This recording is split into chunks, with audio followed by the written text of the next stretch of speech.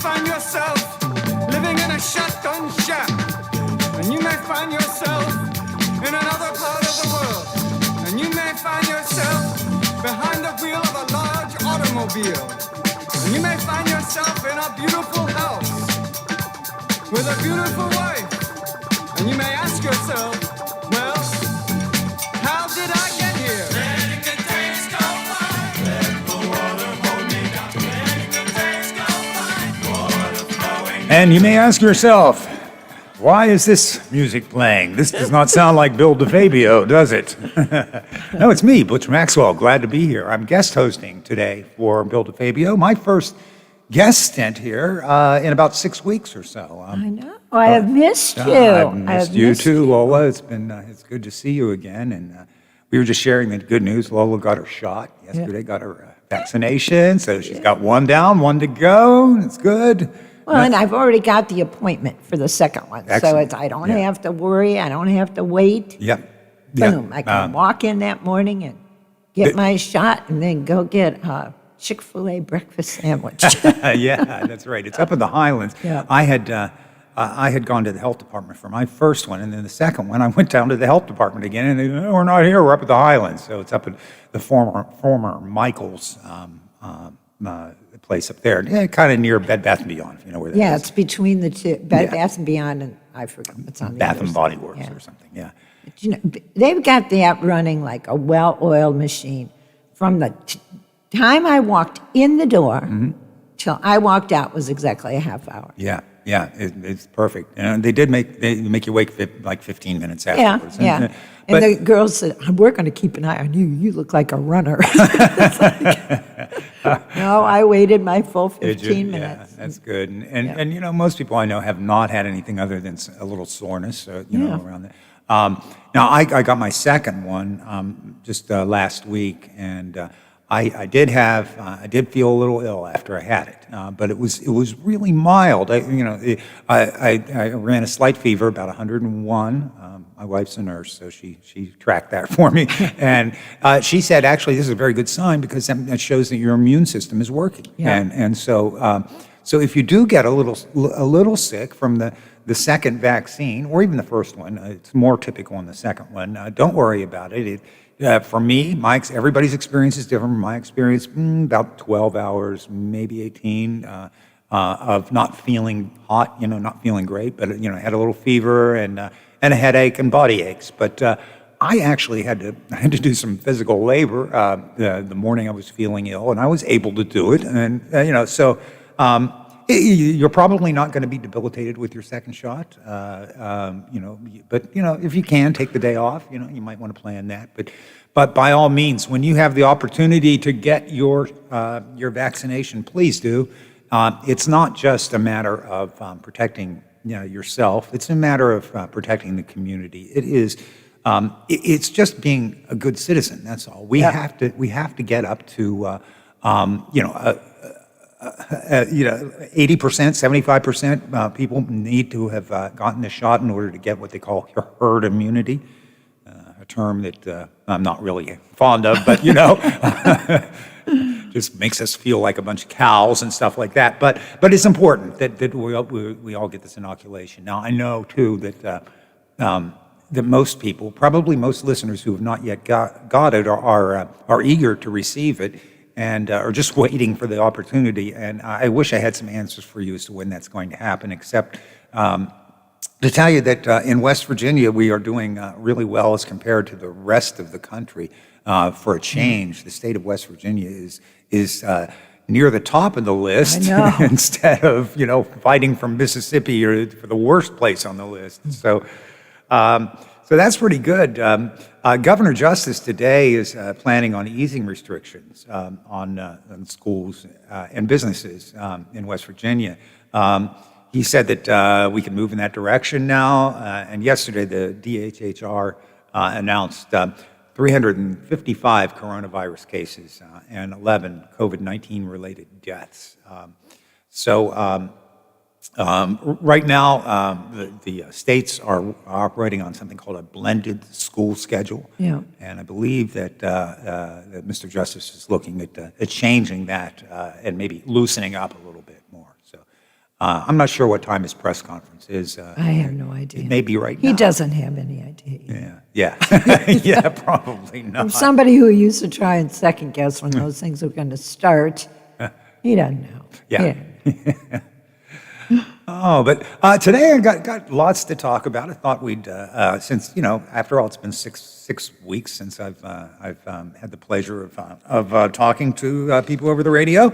Lots has happened since then. I think we were right in the middle of the insurgency when I was subbing for Howard, and so much so that Howard couldn't stay away, and he joined me on his last day off to talk on the air, which I don't blame him for because it was certainly huge news.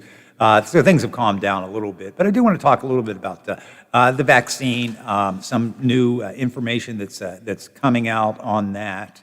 Also, sometime I'm going to talk a little bit about the death of a famous talk show radio host, and so we'll deal with that a little bit. What else do we want to talk about? I don't know. I've got some stuff that's sort of Bill DeFabio light. So I know one of the things Bill likes to talk with me about on Fridays is entertainment. I do have a few entertainment notes to make up, including maybe stuff that you might want to watch on Netflix or HBO Go or HBO now. It's HBO Max now. Things like that, Prime, Hulu. There are a couple of events where you can go out and actually hear bands, so I'm going to promote that. And I don't know, a few other things. We'll do the oldies calendar too, which is something that Bill always likes to torture me with when he talks about the 70s. So I found a similar source to what he uses, and we will go through that today. Along the way, if you would like to call in and harass me, that's fine. My area code is 304-214-1600. We always welcome calls, and we normally welcome calls anyway. So if you have something to say, this is your forum. This is how you can do it. Yep. And we'll be glad to engage you a little bit. Well, you can also, add comments on our Facebook Live page. That's right, and I am streaming right now on Facebook Live, and we'll check that from time to time and pipe in. I'm not really sure how to do that. I just know I got the streaming thing up here, so maybe I just open up the other browser. Yeah, that would do it. Okay, all right, so we'll be able to figure that out. How'd you figure it out? Because I have not a clue. No, I just all I did was tap on my monitor, and by golly, there it is. So good. One thing that has come out recently regarding the coronavirus vaccinations is that the Pfizer vaccine is thought to reduce symptomatic COVID-19 by 85% in a month's time. Now, the Pfizer is one of the two. Which one did you get? Pfizer. Oh, you got Pfizer? Yeah. I got Moderna at the same location. I don't know why, but mine was Moderna. I don't think it really matters that much. You just take what you get. Well, I didn't ask. Yeah. But the papers they gave me had the Pfizer emblem on it. Not that I read them. And who needs any instruction? Yeah, but you get there's like a 3-week interval, right? Yeah. Okay, and then for Moderna there was a 4-week interval. That's the biggest thing. They both have very similar efficacy rates. So that's pretty good. Now the Pfizer. So the Pfizer is the one though that this news item is about, and it shows that the good news is that even after your first vaccine, Lola, you are 85% less likely to get sick. Now this is according to Israeli researchers, and it was tested 2 to 4 weeks out. So I'd still be cautious. I'd be cautious anyway, Lola. But for the first 2 weeks, you may still be kind of vulnerable. Not up to that 85%. But by 4 weeks, they think you're pretty good. And by that time, you'll have the second vaccine, and so you won't really have to worry much at all. Now, I think even at that, after you get the vaccination, I think it's about 2 weeks before you're totally, or we think you're, I guess we can't say totally safe, relatively safe, because it is still 95% efficacy. So that means, if you are in the unlucky 5%, you might yet contract it. But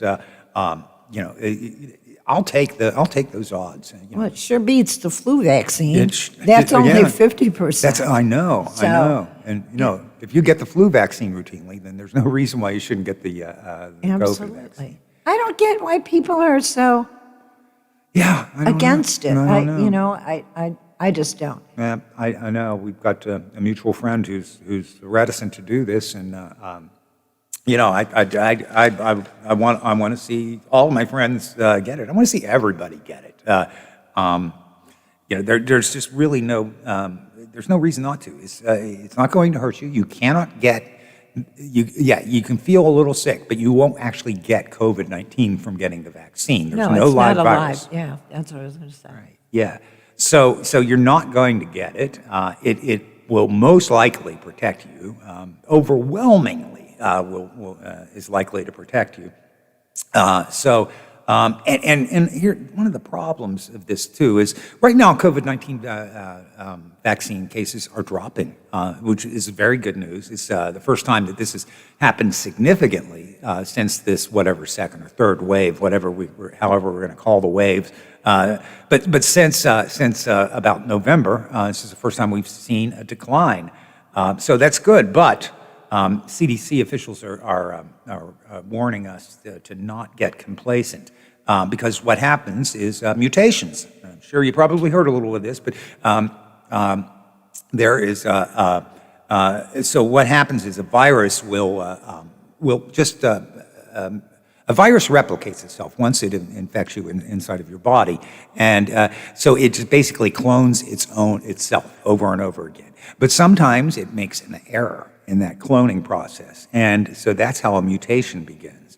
Now, sometimes that mutation makes it less effective. Sometimes it makes it more effective. Sometimes, and in terms of effectiveness, you might be talking about more contagious or less contagious, or more deadly or less deadly. So actually, we've had a 26% decline in new cases over the past week, which is really pretty incredible. But variants, many of which appear to be more transmissible, have been spreading with over 1,500 cases reported in the United States, again, according to the CDC. And of course, this is also compounded by weather-related vaccination delays. So this is a continuing challenge for rolling out these inoculations. Now, the president has said that he wanted to get at least 100 million doses in people's arms in the first 100 days. Now, the first 100 days, I guess, would start from January 20th. So we're talking about then about April 20th or so. Okay. And just the other day, I think it was 3 days ago now, I know I didn't hear what it was yesterday, but 3 days ago, the U.S. inoculated 150 million people on a single day. So if that's the case, if we can keep up that pace, and assuming they didn't hit that stride until about a month in, we are on track to somewhat exceed that goal. But you figure we've got 340 million people in the U.S. So if by April we can get a third of those done, basically 100 million, maybe a little bit more, then I guess just kind of do the math. It's going to take another, keeping at that same rate, another 200 days to hit that. So yeah, probably late summer is when we're really talking about when we actually hit herd immunity. So what does that mean for us over this summer? Well, it's not going to be normal. It's going to be some time before we begin to feel normal again. And this is based on only speculation, math, and also the fact that we really don't know what these mutations might have in store for us. So far, it appears that all of the vaccines, including Johnson & Johnson's and AstraZeneca's, the Pfizer and Moderna vaccines, which are both being used in the United States, at least those four all appear to be pretty effective against all of the known mutations. So that much is good news too. Well, did you hear that Canada, their sciences or their DHHR, whatever they call it up there, is saying they think perhaps that a single dose of Pfizer will suffice. Yeah, And that way they could get more people. everybody. You know, Canada's really, it's a huge country, but it's really small with Right. population. But I can't wait till those borders open up. It's like, there's a wedding we want to go to in Montreal, and everything is, hinging. Well, the wedding date itself is hinging on this damn pandemic. Right, You know? right. So, but, yeah. Yeah, that was what it interesting. started with, was that the Pfizer appears to be about 85% effective after a month. So yeah, that might be a good strategy, is just, just inoculate twice as many people as you had planned. And the only thing is, when you get that booster vaccine, is fairly critical. I think there's a window of 40 days, I think. 40 days, Something yeah. like that. So maybe if they can ramp up manufacturing and delivery. That's it. Then Yeah. And right now the demand outweighs the inventory. So this can be a problem. I mean, there are some Albertsons, which is a big retail grocer, and they're out of Boise, Idaho, and they said that they have capabilities to administer 150,000 doses every single day. And they told the CDC that they could take on about 90% more supply than they have right now, and they could administer these and basically get them in people's arms if they could just get more vaccines. So that appears to be one of the really impediments of rolling this out. So, there are challenges here, but all told, it's basically pretty good news. Pretty good news. It's just a matter of when, of course, you get that vaccine and when you get the opportunity. Now, Lola, you got a telephone call, right? Saying you were available, or it was. So I'm not really sure how this works. I'd like to find out, though, and share that with you. But I know that the story you got was, well, it's all controlled by Charleston, right? Yeah. So calling the local health department is not going to help, but maybe contacting somebody on the state level would. So I wish I had all the answers for you, but I've got a little bit of information anyway. Keep watching, keep listening for communications, and see if you might be eligible. And certainly, if anybody who is over the age of about 70 and has not received the vaccination, then the time now is to act. I would be calling the state and saying, okay, what's going on here? Call your doctor. Yeah, the doctor could probably tell you. Yeah, because that's, they would have a better idea of how and who to contact. Yeah. I wasn't even thinking about that when I was talking to a caller that called in. Yeah, definitely call your doctor. The doctor. Yeah, they're gonna have better information than we are. And be truthfully, despite the fact that, you got on a list and you had to wait and with bated breath in my case, it's like every time the phone rang here, I get dirty looks, but I was not about to miss that call. Sure, yeah. And be thankful we're not in Pennsylvania. Yeah. I mean, that is a mess up there. And, I'm just glad that some of the people I know, that live in Pennsylvania are able to come to West Virginia and get theirs. Yeah. And I think, too, I was told when I went to Kroger and got the antibody test, which I don't know if I told you, we went and got one. Yeah. And, it had been a year since we felt we had it. Right. I wish they had told us before we spent our money that if you've had COVID, you only have antibodies for about 3 months. Oh, okay.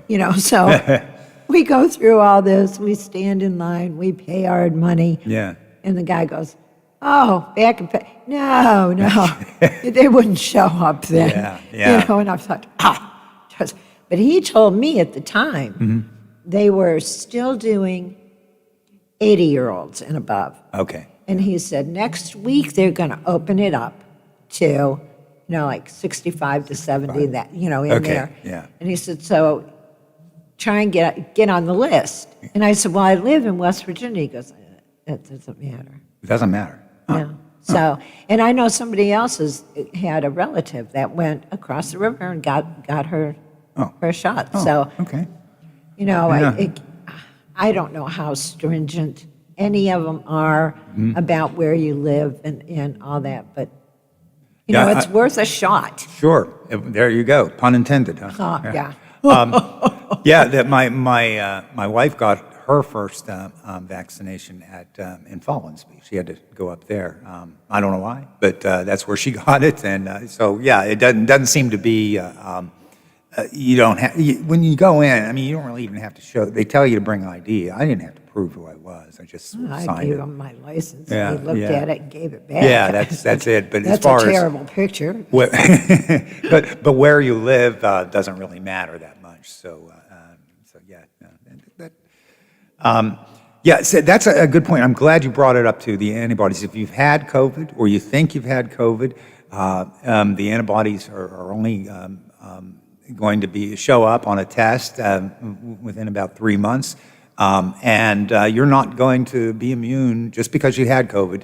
Doesn't mean you'll be immune for it forever. You'll have a much better chance of immunity if you get the vaccination. So consider that too. Remember when all this started, they were shocked that somebody that had it contracted. Yes. Yeah. Well, that's why. Yeah. I mean, but nobody knew how long the Right. antibodies were going to last. Right.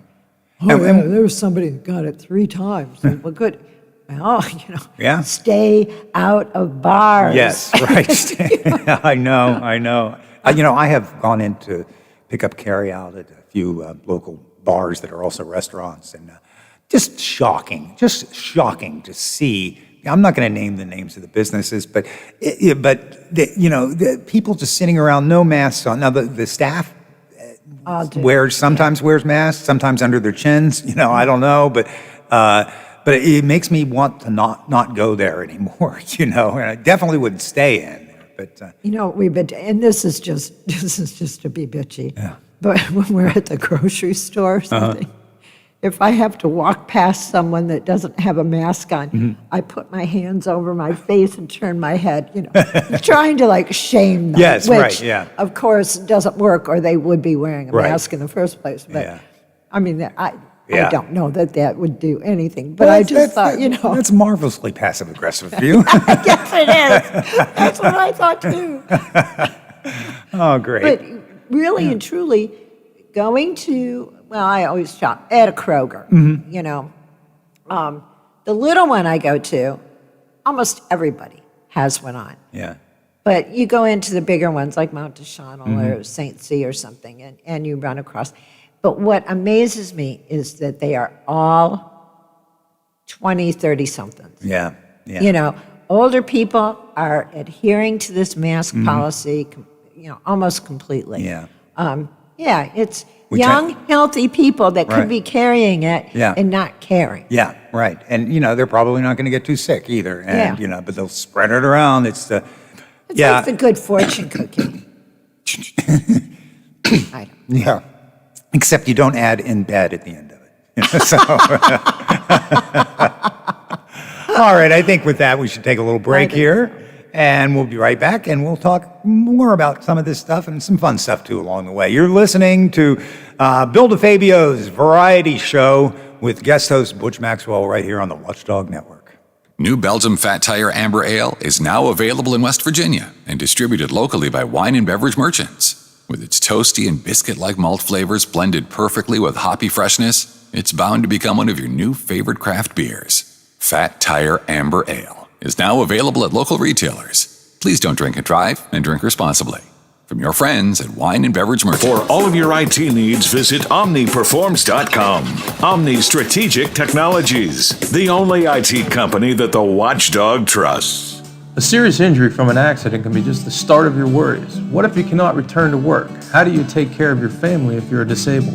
At Gelner Law Offices, we represent seriously injured people and understand their problem. We know how to get you fair compensation. We will work hard to make sure you get the money you deserve for your losses. Don't go it alone. If you're hurt in an accident, call us at 304-242-2900 or visit us at gelnerlaw.com. We'd like to help. Now's a great time to go Toyota for reliability, value, and style. And RAV4 is the #1 selling SUV in America over the last year, with available all-wheel drive in gas or hybrid models. Now, get up to $1,000 cash back from Toyota through March 1st. For more offers, shop Toyota's official website for deals. Buyatoyota.com. Then see your Toyota dealer. Go Toyota, and let's go places. CA House Music has all the gear to make your music legendary. With all the best gear including Fender, Epiphone, Yamaha, and more, CA House will have you rocking in no time. Get the most for your money with everyday low prices. And we meet or beat internet pricing. Play before you buy and let our product specialists help you pick out the instrument that's right for you. CA House Music, supporting local musicians since 1872. Play music for life.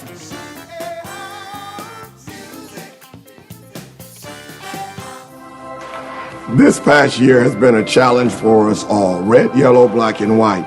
The pandemic has hurt us all. That's why I think it is interesting that it was a diverse group of scientists led by Dr. Graham and his close associate, Dr. Covert, an African-American woman who worked on this vaccine to help us all. I hope it says that together we can do anything. That's not just black history, that's American history.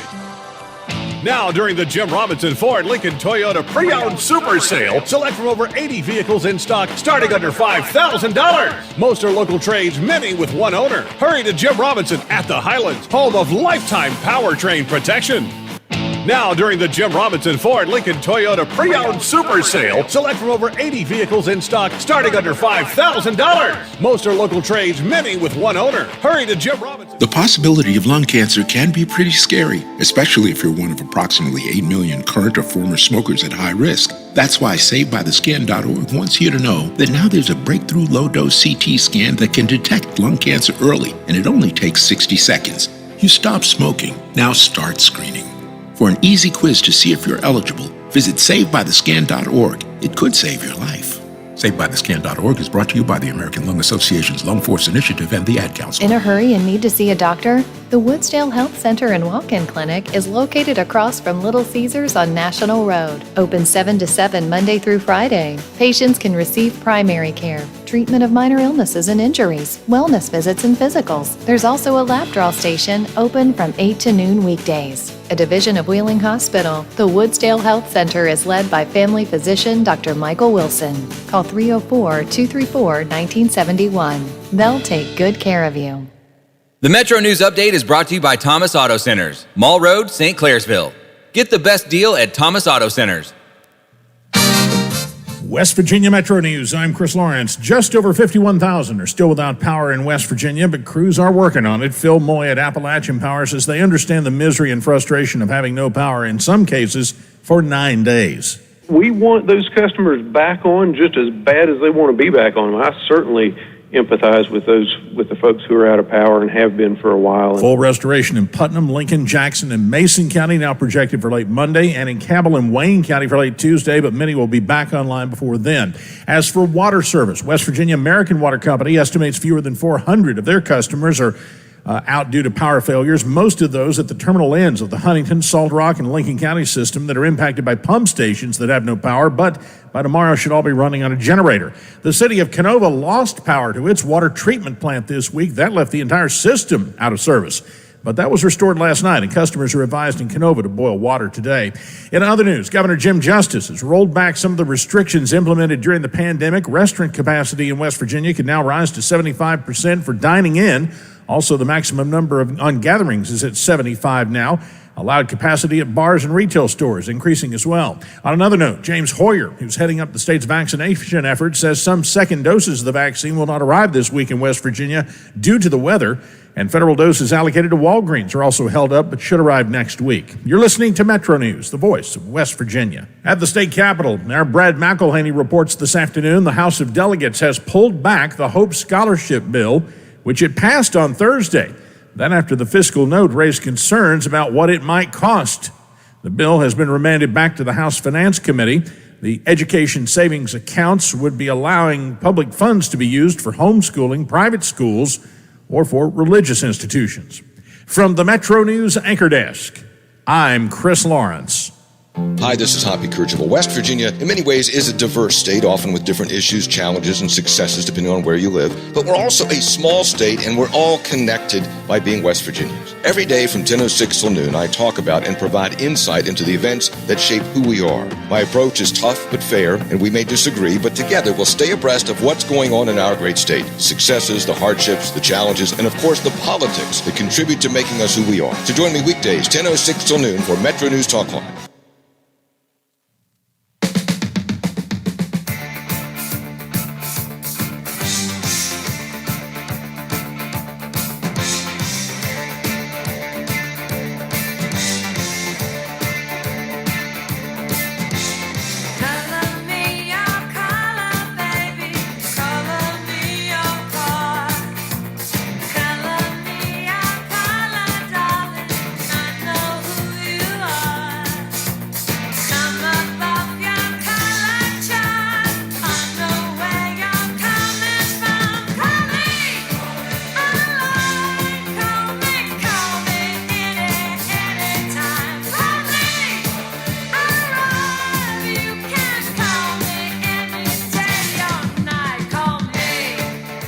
And greetings, conversationalists across the fruited plain.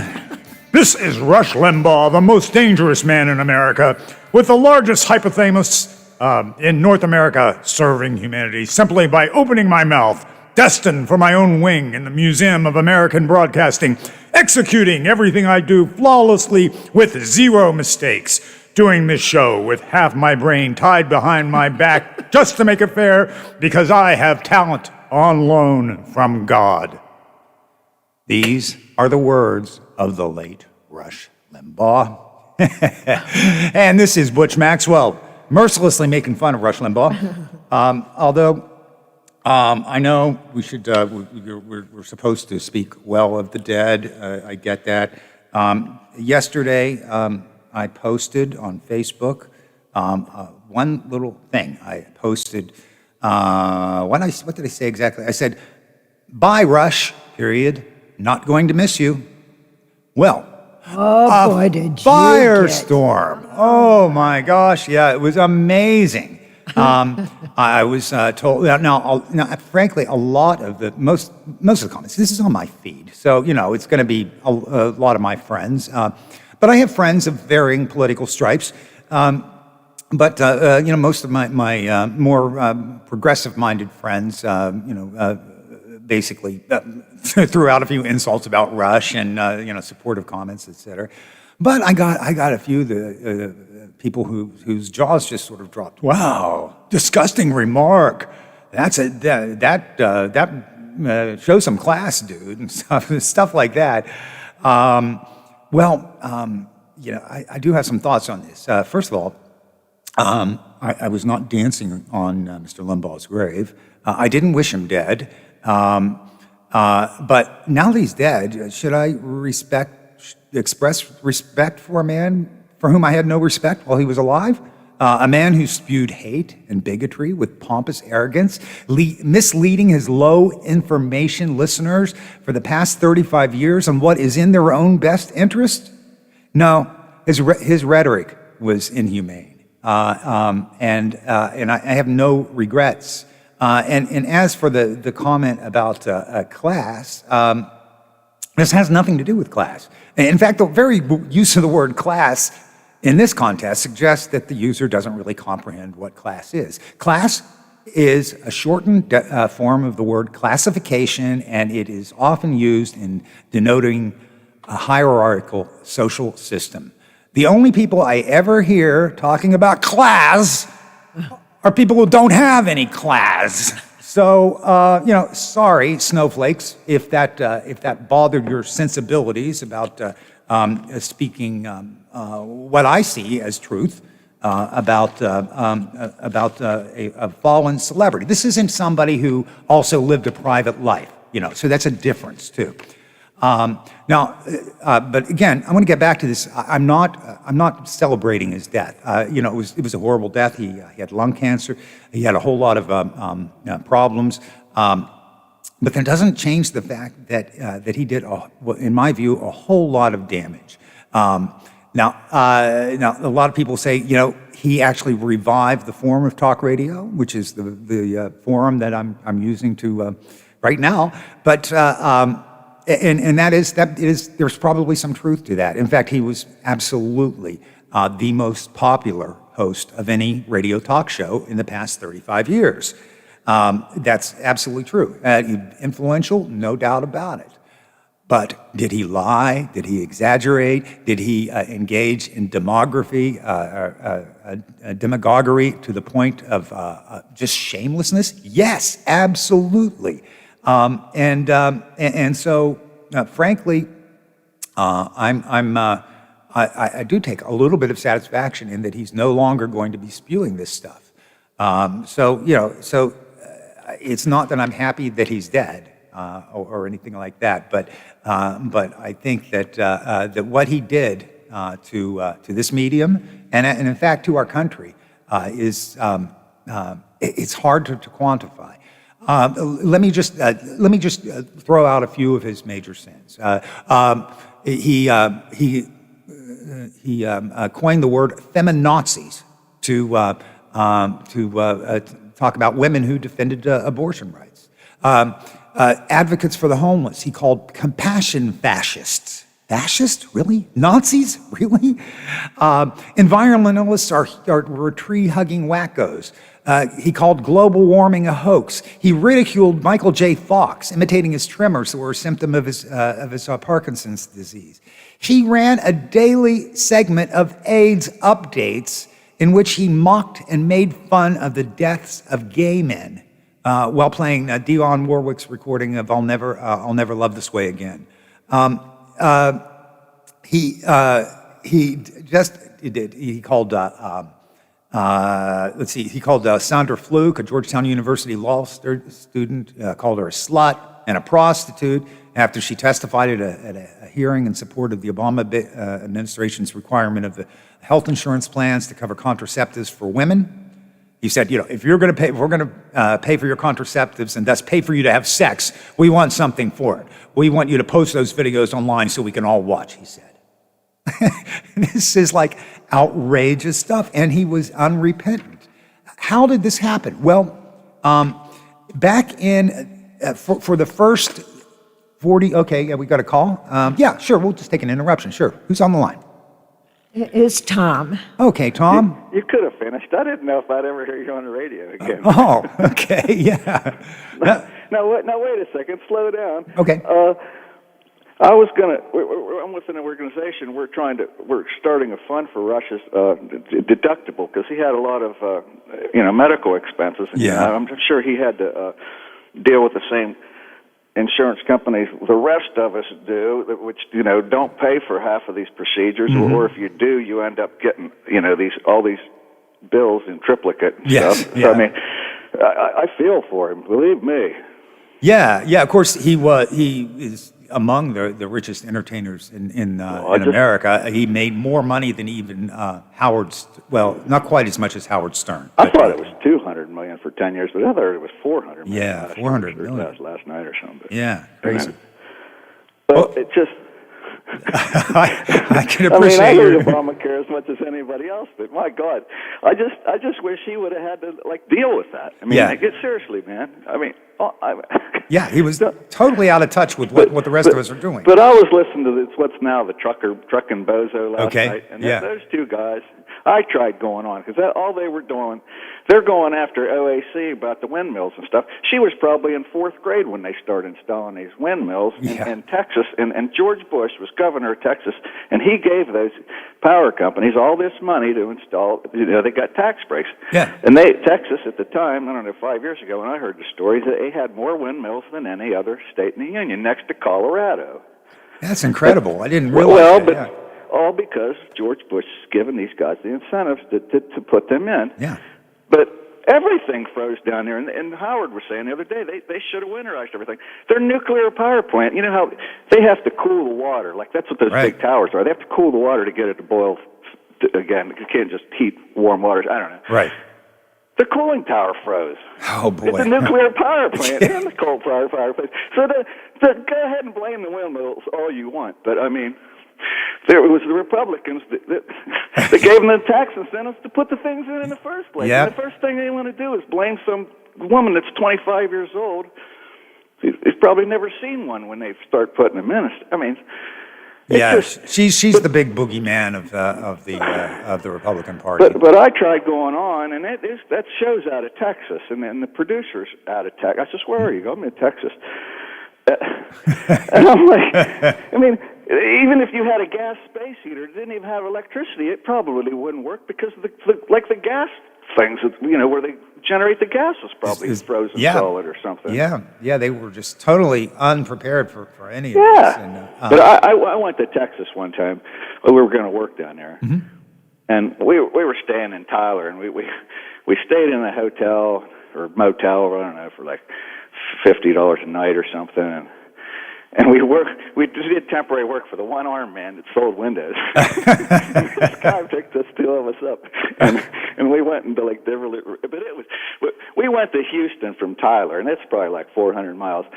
And I went down there with this old Dodge Dart, had these big studded snow tires. I felt like a real idiot going to Texas with studded snow tires until they got 8 inches of snow. Yeah. And people were driving the wrong way on the road. I was the only one that had any traction. So it snowed when you were down there then? Remember when the plane went off the runway? It was like 1982. The plane went off the runway in Washington, D.C. and went in the Potomac. Yeah. See, that was the day that we drove back from Houston in the blizzards. But, I mean, they don't...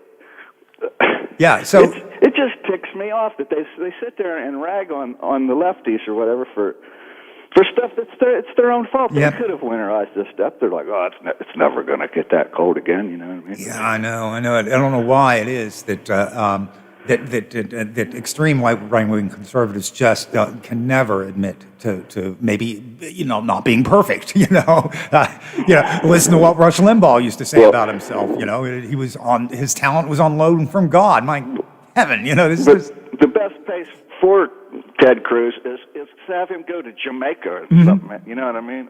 Seriously, I always gave Jimmy Carter credit because at least he went and helped people that needed help. Yes. And stuff, you know what I mean? He's still, 100. He's out there pounding getting black fingernails from driving nails. And stuff, so, I mean, yeah. Anyhow, thanks for letting me get it off my chest. Good to hear you again. I was wondering if you'd ever come back. Oh, yeah. Thank you very much. I'll be back from time to time, basically when Bill or Howard or Big Rick want to take a day off. I'll be in. All right. Thanks for calling, Tom. Later. I appreciate it. Okay. It is true, though, that that in Texas, and I want to talk about that a little bit too, about Ted Cruz. But I was starting to tell you a story about how this all happened with Rush Limbaugh.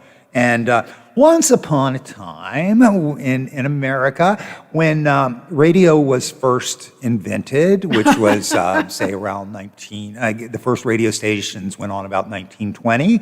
They were unregulated.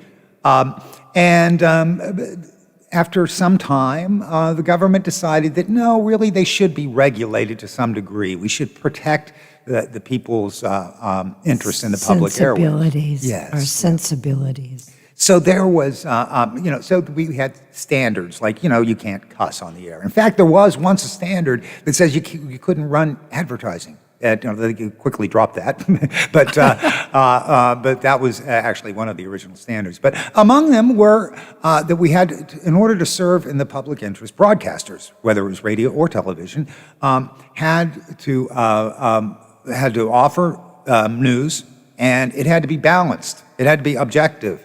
If you gave an opinion, you had to give the other opinion. This was part of what was called the Fairness Doctrine. And so that's why maybe if you're old enough to remember the 70s or 60s or even before, if you saw an editorial on TV, you always saw at the end, your option to respond. And sometimes those responses were aired on television. So what the FCC was trying to do was to offer a balance. That means you can't just go out and spew one side of a story and expect people that are going to buy that. Well, along came a guy named Ronald Reagan in the 1980s, and among the things that he wanted to do was get rid of the fairness doctrine, which he did. It took until 1987, but once that happened, boy, oh boy, that meant the advent of right-wing talk radio, or left-wing talk radio, although there wasn't much of it, but right-wing talk radio definitely. Fox News and MSNBC and other agenda-oriented cable casts. And in fact, Sinclair brought the advent of places like of companies like Sinclair Broadcasting, which owns local WTOV among many other stations. Sinclair owns more local TV stations than any other group, and they have an expressed right-wing agenda too. So all of those things, they no longer have to give you both sides of the story.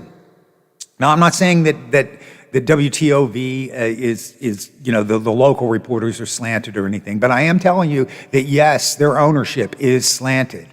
So be cautious about that. So anyway, what does this have to do with Rush? Well, this is his big career boost. I mean, Rush started out in Pittsburgh or near Pittsburgh in McKeesport. And he was a DJ. Hey, I'm a DJ. Zip, zap, zowie. He then worked for, it was IAZ out of McKeesport, and then he worked for KQV in Pittsburgh, which was, I believe, a news station at the time. But he continued to work for music stations throughout the 70s and the 80s. And then finally in 1987, when the Fairness Doctrine was thrown over, then he moved to New York City and began a partnership with ABC and began his nationally syndicated show on ABC radio stations. And the rest is history. He has, for the past nearly 35 years or so, just spread his message of conservative values, often including things like xenophobia, blatant nationalism, racism, and hate, generally. Hate for liberals and for anybody, and calling people who are liberal Nazis and things like, which is ridiculous because Nazis are extreme right-wing people, but he knew that was pejorative. So that's Rush Limbaugh, and that's why I no longer miss Rush Limbaugh. I'm assuming that since you're listening to you have the good taste to listen to The Watchdog when Rush's show is on at the same time, that you may feel similarly with me. But if you don't, or if you do, call in after the news, and I'll be glad to take your call. Our number is 304-214-1600. I'm Butch Maxwell. This is Bill DeFabio's Variety Show, and you are listening to The Watchdog. The Watchdog is FM 98.1, AM 1600 WKKX Wheeling, FM 97.7, AM 1370 WVLY Moundsville. The ABC News is brought to you by Thomas Auto Centers, Mall Road, St. Clairsville. Get the best deal at Thomas Auto Centers. 700 public water systems in Texas that have had service disrupted by a week of bitter cold.